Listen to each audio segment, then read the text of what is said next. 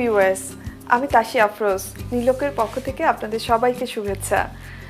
আজকে আমি দেখাতে যাচ্ছি একটা আউটডোর মেকআপ। আমার সাথে আছে মডেল তন্নি।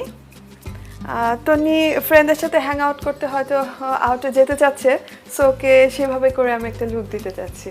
চলুন দেখে নেই। প্রথমে আমি শুরু করছি ওকে একটু বেস মেকআপ দিয়ে, যেহেতু ডে মেকআপ অ্যান্ড সিজনটা উইন্টার, সো ওকে একটু সেরকম মেকআপ দিতে হবে যেটা করে স্কিন টোনের সাথে ম্যাচ হয়ে যায়।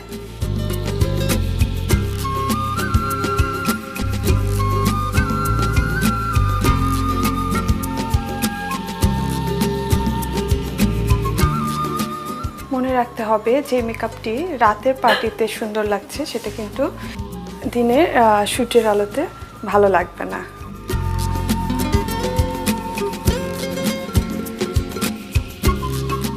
এরপর আমরা চলে যাচ্ছি আই মেকআপে। সফট অ্যান্ড ন্যাচারাল কালারের উপরে আমরা মেকআপটা করে নিব। আইলিডের জন্য একটা ডিফারেন্ট অ্যাট্রাকটিভ কালার আমি সিলেক্ট করেছি, যেহেতু ডে লাইট মেকআপ, অ্যান্ড তার উপর আমি আরেকটা কালার দিয়ে হাইলাইট করে দিতে চাচ্ছি, সেটা আরেকটু লাইট।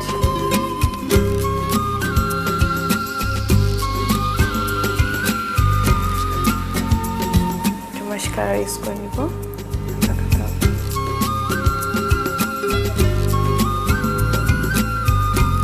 কেউ চাইলে আইটা আপনি ব্ল্যাক শেড ইউজ করে নিতে পারেন, আর কেউ চাইলে কারোর পছন্দ হলে আইলাইনারও ইউজ করে নিতে পারেন। It's up to you, it's up to your choice. বাড়তি যে মেকআপটা আছে এটা আমরা একটা ব্রাশ দিয়ে উপরে তাকাতে হবে, সুন্দর করে ঝেড়ে নিচ্ছি। ইয়েস, কর্নারের জন্য আমরা একটা আইলাইনার ইউজ করে নিতে পারি।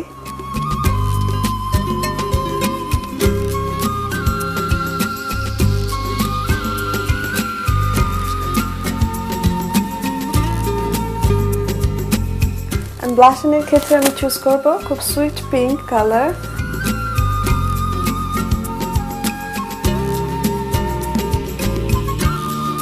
একটা ফ্রেশ লুক যেন থাকে সেদিকে খেয়াল রাখতে হবে। লিপস্টিকের ক্ষেত্রে আমরা চলে যাব খুবই লাইট কালার। অফকোর্স একটু গ্লস ইউজ করে নিব যেন লিপসটা ড্রাই হয়ে না যায় বারবার, আর একটু কমফোর্টেবল থাকা যায়। লিপসের কালারটা খুবই ন্যাচারাল হবে। আর ওয়েস্টার্ন মেকআপগুলো একটু মেসি লুক থাকে অলওয়েজ।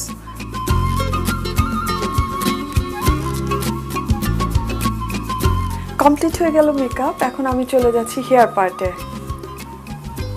ওর চুলটা আমরা আগে থেকেই সেট করে নিয়েছি, এখন একটু ফিনিশিং দিয়ে আমি মেকওভার কমপ্লিট করে নেব।